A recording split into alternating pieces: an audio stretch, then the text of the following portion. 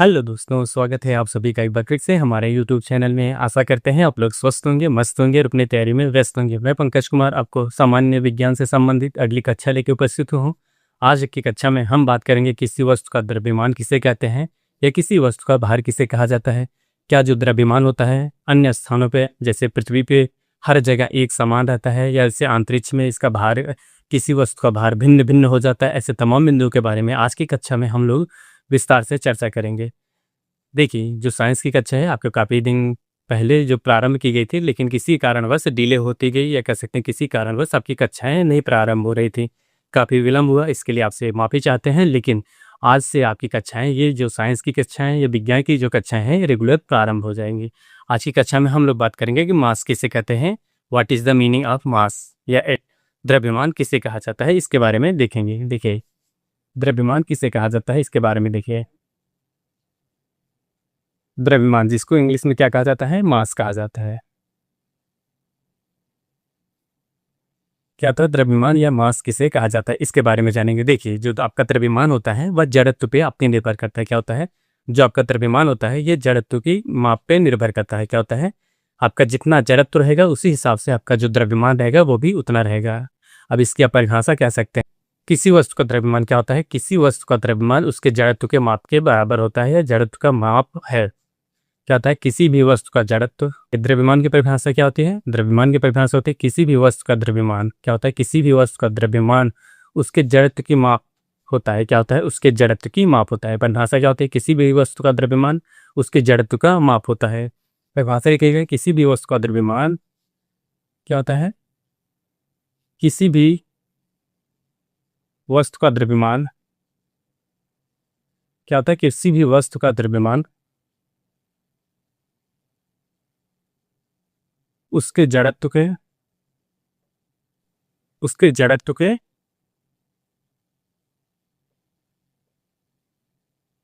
माप होता है। क्या होता है, उसके जड़त्व के माप होता है। अब हम लोग जान लेते हैं यहाँ पे जड़त्व किसे कहा जाता है। देखिए, जड़त्व किसी भी वस्तु का वह गुण होता है। क्या होता है, किसी भी वस्तु का वह गुण होता है जिसके कारण क्या होता है, किसी भी वस्तु का वह गुण जिसके कारण किसी भी वस्तु में, किसी भी वस्तु के बाह्य बल की अनुपस्थिति में क्या होता है, किसी भी वस्तु के बाह्य बल की अनुपस्थिति में अपनी नियत में बनी रहे या स्थिर रहे, उसी को आप कह सकते हैं जड़त्व कहते हैं। या परिवर्तन का प्रतिरोध करे, उसी को आप जड़त्व कहते हैं। क्या होता है, जड़त्व किसी भी वस्तु का वह गुण। क्या होता है, किसी भी वस्तु का वह गुण जिसके कारण कोई भी वस्तु अपने बाह्य बल की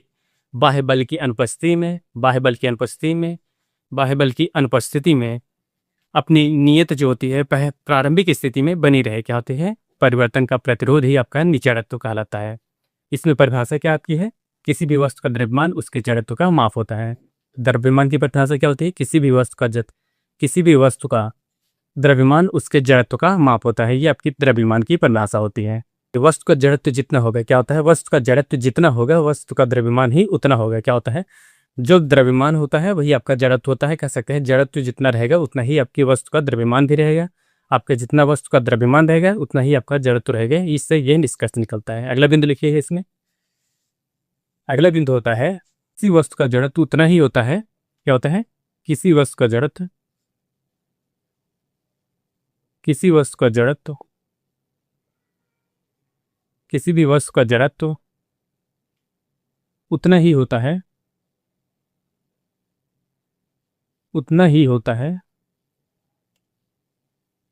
जितना उसका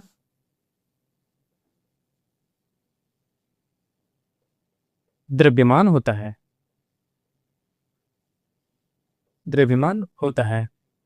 ये याद रखिएगा, क्या होता है, जितना भी कोई भी वस्तु होगा उसका जितना द्रव्यमान होगा या जितना जड़त्व होगा वही उसका द्रव्यमान होगा। इससे यह निष्कर्ष निकलता है, जितना जड़त्व रहेगा, जैसे कोई भी वस्तु का जितना जड़त्व रहेगा उतना ही उसका द्रव्यमान रहेगा। जैसे अगर मान लीजिए कोई वस्तु 10 kg की है तो ये इसका भार हो गया, 10 kg उसका भार होता है। अगर जड़त्व पूछ ले तो वही जड़त्व या इसका माप जो होता है 10 kg ही उसका जड़त्व ही रहेगा। ये याद रखिएगा। अब हम आपसे पहले ही बताया गया था कि जो द्रव्यमान होता है इसके बारे में जानने का प्रयास करेंगे। क्या यह द्रव्यमान हर जगह एक जैसा बना रहता है या नहीं। क्या पृथ्वी के अलावा जैसे ये अंतरिक्ष में गया है, ये चंद्रमा पे चला जाए तो द्रव्यमान जो हमारा होता है या जो मास होता है वो परिवर्तन होता है या नहीं, इसके बारे में अगले बिंदु में हम बात करेंगे। देखिए, अगला बिंदु क्या होता है, जो द्रव्यमान होता है आपका स्थिर रहता है। क्या होता है, जो द्रव्यमान होता है आपका स्थिर रहता है, वो प्रत्येक स्थान पे, चाहे वह आप पृथ्वी पे रखिए, चाहे अंतरिक्ष पे रखिए, चाहे जिस क्षेत्र में भी ले जाएंगे, जिस स्थान पे ले जाएंगे, आपका जो द्रव्यमान रहेगा वह नियत रहेगा। यह जैसे जो पहले द्रव्यमान था वही आपका अभी भी वर्तमान भी समय द्रव्यमान रहेगा। जैसे आप मान लीजिए आपके अगर कोई भी वस्तु 10 केजी की भार यहाँ पे है, पृथ्वी पे है, तो वही अगर वस्तु को या वस्तु का भार जो अगर ले जाएंगे अंतरिक्ष पे ले जाएंगे, वहाँ पे भी आपका 10 केजी का ही वह भार रहेगा या द्रव्यमान रहेगा। भार अलग होता है, देखिए भार और द्रव्यमान में अंतर होता है। भार क्या होता है, भार परिवर्तन होता रहता है, परिवर्तित होता रहता है। जो आपका द्रव्यमान होता है वह नियत रहता है, ये याद रखिएगा। भार जो होता है परिवर्तनशील होता है, जबकि द्रव्यमान जो होता है नियत रहता है या स्थिर रहता है या कांस्टेंट रहता है, याद रखिएगा। अगला बिंदु लिखिएगा, यहाँ पे आपको बताइए जो द्रव्यमान होता है, जो द्रव्यमान होता है सभी जगह पे या सभी स्थानों पे एक समान रहता है। आप कह सकते हैं द्रव्यमान स्थिर रहता है, स्थित रहता है। क्या होता है, द्रव्यमान स्थित रहता है। आप चाहे इसको पृथ्वी पे रखिए, चाहे अंतरिक्ष पे रखिए या चंद्रमा पे, स्थित रहता है। इसका मतलब क्या होता है, एक स्थान से दूसरे स्थान पर, एक स्थान से दूसरे स्थान पर, दूसरे स्थान पर परिवर्तन नहीं होता है। क्या होता है, एक स्थान से दूसरे स्थान पर इसका परिवर्तन नहीं होता है। नहीं होने का कारण क्या है, नहीं इसी वजह से होता है, जो द्रव्यमान होता है या जो जड़त्व होता है, द्रव्यमान को ही आप जड़त्व कह सकते हैं। द्रव्यमान का ही माप जड़त्व होता है, जड़त्व जितना जड़त्व रहेगा उतना ही आपका द्रव्यमान रहेगा। इसी वजह से ये जो वस्तु होती है, एक जो इसकी द्रव्यमान होती है स्थिर रहता है। क्या होता है, जड़त्व के कारण ही ये द्रव्यमान स्थिर रहता है, ये इसकी वजह है। एक स्थान से दूसरे स्थान पर ले जाएंगे, इसमें कोई भी परिवर्तन ना होता है।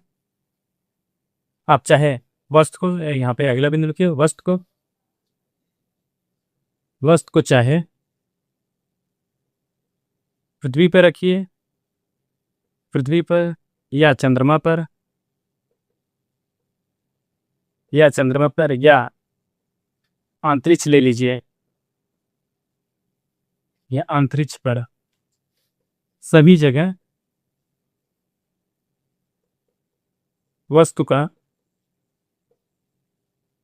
द्रव्यमान नियत रहेगा या कांस्टेंट रहेगा। ये याद रखिए, क्या होता है, जो द्रव्यमान होता है वह नियत रहता है या कांस्टेंट रहता है या वही रहता है जो पहले, चाहे आपके एक स्थान से दूसरे स्थान में स्थान परिवर्तन करेंगे तब भी जो द्रव्यमान होगा आपका वही रहेगा। और जैसे मान लीजिए कोई भी वस्तु विषुवत रेखा पे 10 केजी की भार की है, क्या होता है 10 केजी द्रव्यमान की है, अगर आप उसको ध्रुवीय क्षेत्र पे ले जाएंगे तब भी उसका भार, उसका जो द्रव्यमान होता है, क्या होता है, जो द्रव्यमान होता है वह 10 केजी का ही रहेगा। देखिए अब यहाँ पे अगला दिन लिखिएगा, जो द्रव्यमान होता है, द्रव्यमान जो होता है, द्रव्यमान जो होता है नियत होता है, नियत होता है। जबकि भार होता है, जबकि भार स्थान, स्थान परिस्थिति के अनुसार, स्थान परिस्थिति के अनुसार, परिस्थिति के अनुरूप परिवर्तन होता है। परिवर्तन, परिवर्तन होता है, ये याद रखिएगा। क्या होता है, जो भार होता है वह, जैसे आप भार की बात करें, भार परिवर्तनशील होता है, जबकि जो द्रव्यमान होता है वह नियत रहता है या कांस्टेंट रहता है। क्या होता है, याद रखिएगा। द्रव्यमान की एक बार परिभाषा फिर से देखिए, द्रव्यमान की परिभाषा होती है किसी वस्तु का द्रव्यमान उसके जड़त्व का माप होता है। क्या होता है, किसी भी वस्तु का द्रव्यमान उसके जड़त्व का माप होता है। क्या होता है, जड़त्व का माप होता है। और यह दिन आपको बताया, फिर किसी भी वस्तु का जड़त्व उतना ही होता है। क्या होता है, उतना होता है जितना उसका द्रव्यमान होता है। आप कह सकते हैं जड़त्व और द्रव्यमान दोनों एक समान होते हैं या दोनों एक दूसरे के समानुपाती होते हैं। जितना आपका द्रव्यमान रहेगा उतना जड़त्व रहेगा, जितना जड़त्व रहेगा उतना ही आपका द्रव्यमान रहेगा। अगला बिंदु बताया गया, जो द्रव्यमान होता है वह स्थिर होता है। क्या होता है, द्रव्यमान स्थिर होता है। द्रव्यमान का जो माप होता है, द्रव्यमान जो होता है, चाहे उसको एक स्थान से दूसरे स्थान पर ले जाएंगे तो उसमें कोई भी परिवर्तनशील नहीं होता है।